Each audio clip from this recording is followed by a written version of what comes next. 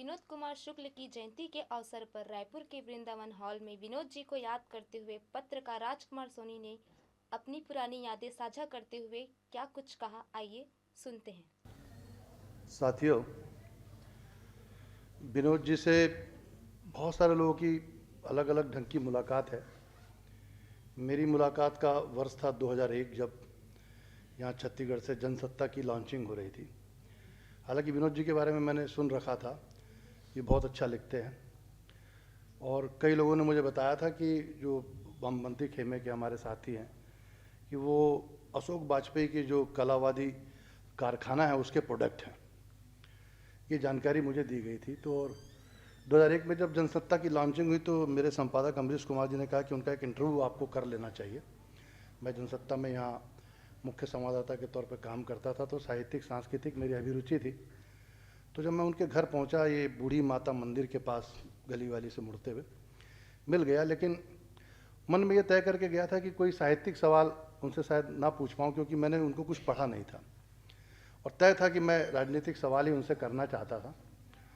तो जब मैंने ये सवाल राजनीति से संबंधित किया, गुजरात के दंगे वंगे सभी चल रहे थे और दूसरी तरह की कुछ भी स्थितियाँ थी, तो उन्होंने जवाब नहीं दिया और मेरा उनसे झगड़ा जैसे हो गया, एक विवाद जैसा हो गया। और उन्होंने कहा कि तुम सबसे पहले तो ये तमीज़ सीखो कि पत्रकार बनने के लिए पहलवान होना ज़रूरी नहीं है, पहलवान जैसे सवाल जो है वो आवश्यक नहीं है, और यदि तुम मेरी किताबों पे कुछ बातचीत कर पाओगे तो अच्छा लगेगा। तो फिर मैंने कहा ठीक है, इंटरव्यू को यहीं बंद करते हैं, जब मैं आपको पढ़ के आऊँगा तब आपसे बातचीत करूँगा। फिर एक बुक स्टॉल में जाके जो किताबें मिल सकती थी मैंने ली। फिर दूसरे दिन पहुँचा रात भर पढ़ने के बाद। तो उन्होंने कहा नहीं, अब मैं किताबों पर बातचीत नहीं करूँगा, अब तुम्हारे पास जो सवाल है उस पर बातचीत करते हैं।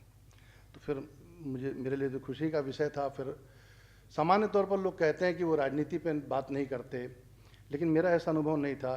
जिस रोज़ मैंने इंटरव्यू किया उन्होंने राजनीति पे खूब सारी बातें की और बहुत बेहतर ढंग से जवाब दिया। तो अभी मैं हाल के दिनों में जब उनका निधन हुआ तो पढ़ रहा था कि कुछ लोगों ने कहा कि वो एक संघी लेखक थे और बहुत कम दूसरे ढंग से उन्होंने अपनी बातचीत रखी, बहुत खुल करके उन्होंने प्रतिवाद नहीं किया, बस्तर के पूरे मसले पर प्रतिवाद नहीं किया। लेकिन मेरा ऐसा मानना नहीं है। मैं ये मानता हूँ कि वो, यदि हम उनके समग्र साहित्य को पढ़ते हैं तो मेरा ये मानना है कि वो मनुष्यता के पक्षधर लेखक थे, और जिस ढंग से भी वो बात को करते थे उसमें मनुष्य के सुख दुख की बहुत चिंताएं होती थी। तो एक बेहतर मनुष्य होने की जो पूरी प्रक्रिया हो सकती है हम उनकी रचनाओं में देख सकते हैं। बस एक छोटा सा वाकया बोल करके मैं यहाँ से जाना चाहूँगा कि धीरे धीरे मेरा उनसे जब परिचय हो गया तो मैं उनके घर पे बहुत आने जाने भी लगा। कभी दूर दराज से आए हुए लेखक मित्रों को लेकर जाने लगा, जन संस्कृति मंच के साहित्यिक मित्रों को लेकर जाने लगा। जो आते थे कहते थे कि विनोद जी से मिलना है तो चलो चलते हैं।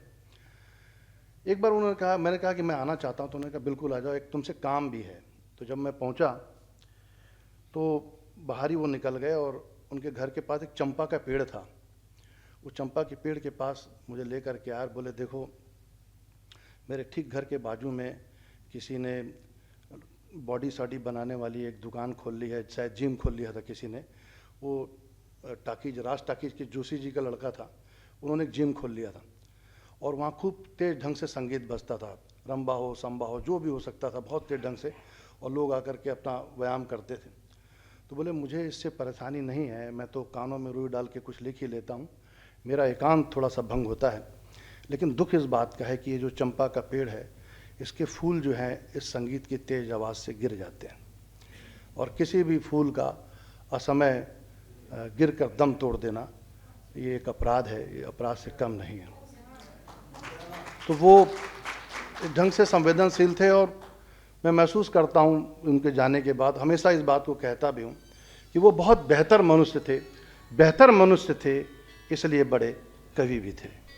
शुक्रिया।